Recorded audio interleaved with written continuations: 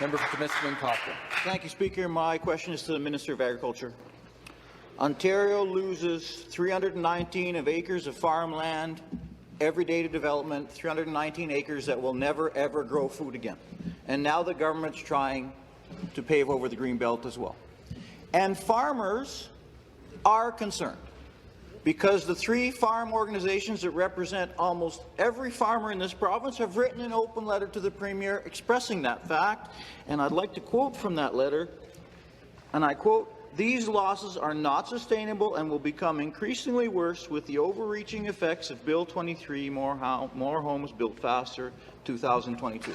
My question to the minister is, does she agree with the farmers of Ontario that farmland loss at this rate is unsustainable?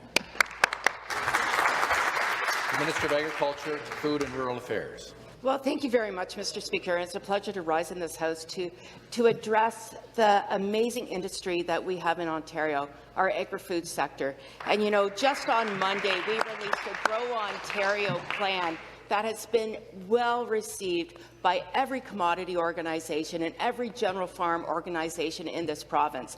And part of that strategy over the next 10 years is to see production increase by 30%. Farmers and agri-food businesses alike are applauding the fact that we have a strategy that's going to see our agri-food sector not only excel, but year over year increase yield as we embrace new innovations and new technologies that are going to see our yields go through the roof. Because why? Ontario consumers need confidence in their food supply, not only in this province, but across Canada.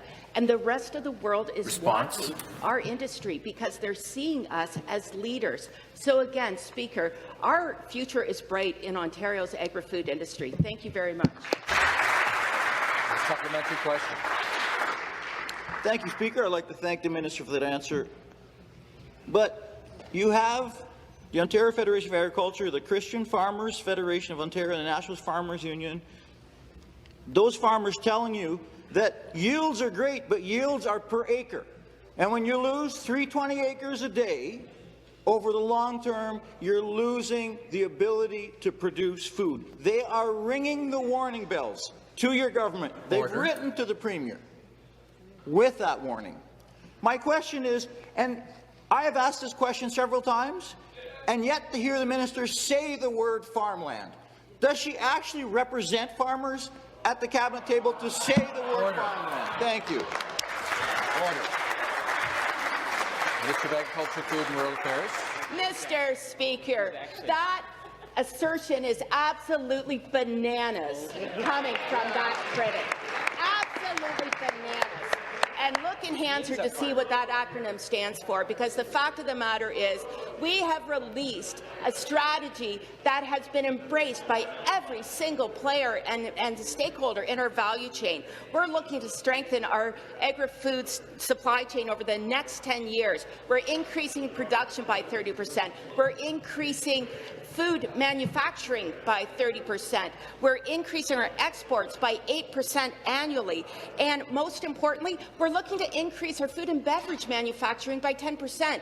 Again, Speaker, the future is bright because we have a government that not only understands but cares for the agri-food industry in this province. And by working through our 3 pillars, again, to strengthen our supply chain, to embrace innovation and agri-tech, as well as growing our labour force, our workforce, and the talent within our agri-food sector, we are going to excel, and the world is going to see us as a world leader. Thank you so much.